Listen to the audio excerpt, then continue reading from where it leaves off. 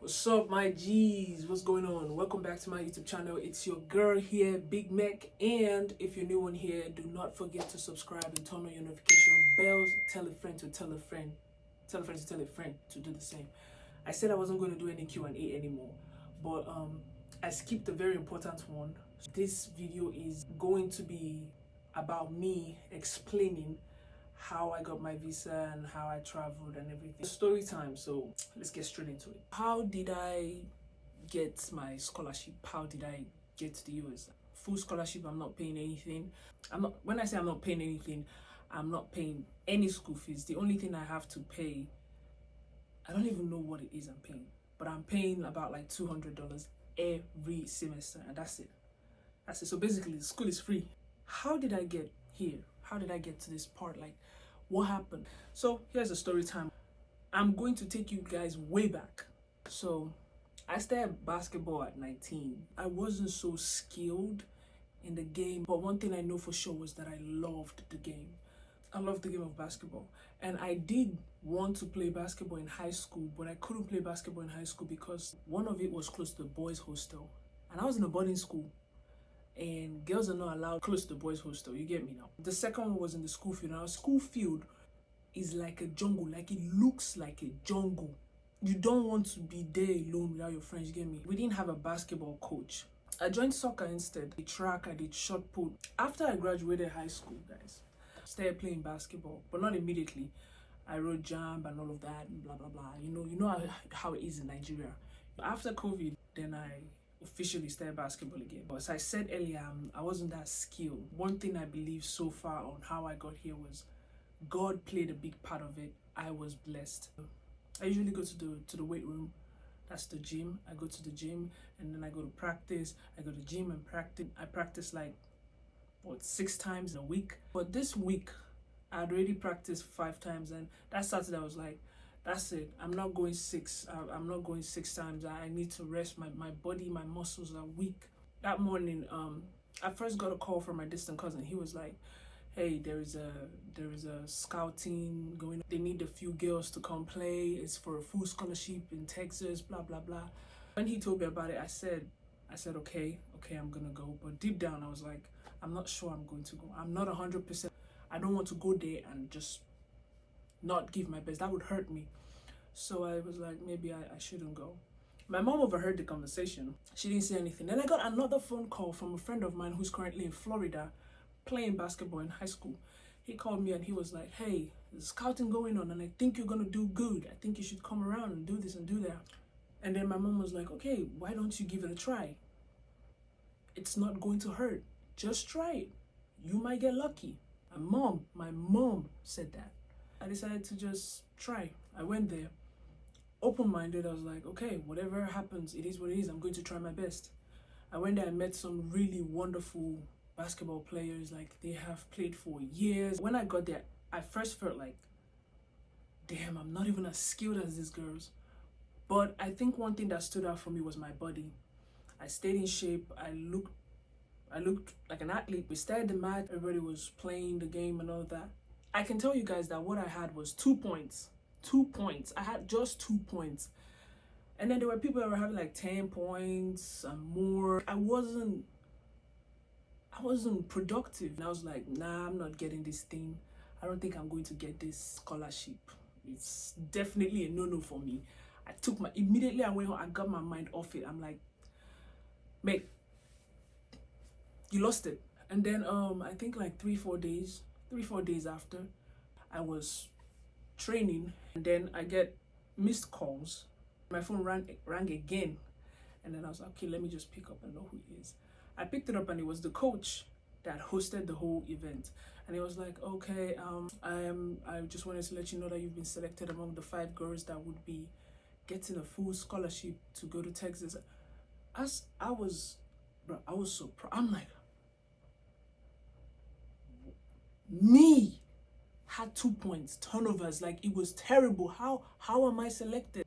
Eventually, to cut the long story short, it was just me and Grace that eventually came over. The visa stuff, on the day of the appointment, me and Grace got the same date. She went in before me. I was actually outside in the embassy and I saw her when she came out. I was like, dang, did she get it? If you see the crowd, Yo, if you see the crowd, people want to leave Nigeria. If you see the crowd, eventually got in there. While I was standing in line, we had about 3 interviewers, and I was watching, and they just kept denying. I can say in the 1 hour or 45 minutes I was standing there, they probably gave only 1 or 2 people. I was like, shh, what am I going to, what's going to happen now? But then I started praying in my mind. I started calming down. I was like, you just need to be calm. These are human beings. They're not gods. They're asking you questions, you answer boldly. Don't go and overdo. Like, just be yourself. That's what I told myself. But one thing I was praying to God was, please God, do not take me to this bald man. I don't want to be with this man.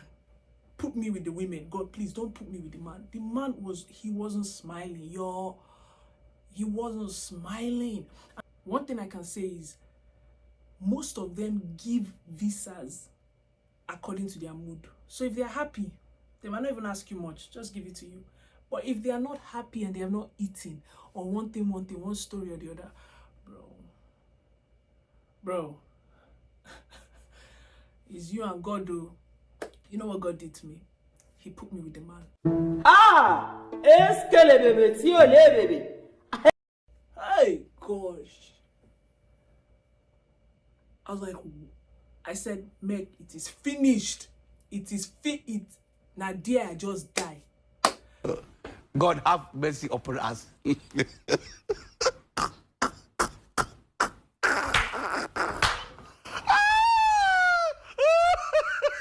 went to meet the man. He asked me, what's your name? Can I see your passport? Can I see your F1 stuff? Blah, blah, blah. Because I did the application and everything for the school. When I got the scholarship, I did all the necessary things with the coach as I did. And I dressed formally. Yes, I forgot to point out, you have to dress, don't overdress, but just dress okay. So what I put on was like a white shirt, maroon suit trousers. I put on a sneaker, white sneakers. And that's it. Got my hair done, had a haircut. And just looking, nothing too much, and had my file in my hand. He asked me for my stuff, I gave it to him, and then he was like, okay, so what sport are you gonna go play? How did you hear about it? What's the name of the school? I said name of school. Let me tell you guys something though. Before the visa interview happened, do you know the cramming I've done? I've done some kind of cramming. Hey God, what do you want to study? Blah, blah, blah. I've done the cramming of everything. I'm not saying, see, I would advise you cram, like cram, have an idea. Just have an idea. Let me not say cram, just have an idea. But me, personally, I cram. So after all of that, audio cramming, can you believe if I tell you that this man started talking about who is your best basketball player? What's your favorite team? Can you dunk? Questions like that. That is what gave me the visa idea. I'm telling you guys that I stood there and watched this man deny people like he was depriving joy in doing it. He wasn't smiling, he was pissed. Only for us to start talking about basketball, and this man is laughing. He's laughing. I'm like, okay. Like, he was just smiling and laughing, like he was happy, and I'm like, God, thank you so much. Like, thank you so much. He had a stack of blue papers, and then beneath it was white papers. I can tell you guys, if I'm not mistaken, those white papers there, as I said, he hasn't given anybody while I was standing there. And this was a morning interview, by the way. The white papers that were there, I don't know if there are more at the back, but if that's all he has to give people that day, if that is all he has to give people, it was like about 3. But if you see the stack of blue paper, which means you've been denied, hey, blood of God. This man put his hand on the blue one. After smiling with me, I was like, shit. I'm like, okay, it is what it is, Meg. It is what it is. It is what it is. He put his hand on it. He looked at me. He's still holding my passport. He takes it away, brings out the white one, looks at me, and then he gives it to me. And he says, enjoy your stay in the US. People behind me, because people are behind me, they can see what's happening. They're like, whoa, I can hear people talking. Like, they're surprised. So I take it and I jabba fast, before he changes my mind. I left, and that's how I got it. Like, it's a funny story, but that's how I got it. If you are an athlete or whatever it is you're doing, all I can say is stay true to yourself, be yourself. I can't say don't be nervous, because you will be nervous. It's okay to be nervous, but like still have it at the back of your mind. It's a 50-50 chance, okay? Go there, put God first, put God into it. Just put God into it. Let God take absolute control. And then you do the best you can and leave the rest for God. Be honest, because these people already know the truth. When I say be honest, but be smart about your words. They ask you something, answer. Don't go over answer. Don't go over answer. You put yourself inside trouble. Now you, Sabi, don't say it's Big Mac that said, go and be honest. Be honest, but be smart. That's the story of how I got my visa and how I got my scholarship here. I wish you all good luck, whoever it is, wherever you are. I wish you all the best in your interview, upcoming interview, whenever it may be. Just don't forget, stay true to yourself and put God first, okay? It's okay to be nervous. It's okay. Don't overdress. Just be you. Get all your documents ready. Have everything ready. Anything can happen. I love you guys so much, and I will see you guys in the next video next week on Saturday at 12 a.m. I've been saying Friday, 12 a.m. Nobody agreed to correct me. I've gone through my whole day on Friday. 12 a.m. is on Saturday. Nobody corrected me. But it's okay. I got my correction on live today. So it's 12 a.m. on Saturday. Hope this helps you and helps whoever's been asking. Don't forget to subscribe, turn on your notification bell, tell a friend to tell a friend. Tell a friend to tell a friend. These are our motto for the year, guys. Let's hit 1K subscribers, guys. And do not forget that Big Mac loves you, and I appreciate all the love and support from the depth of my heart. Peace out.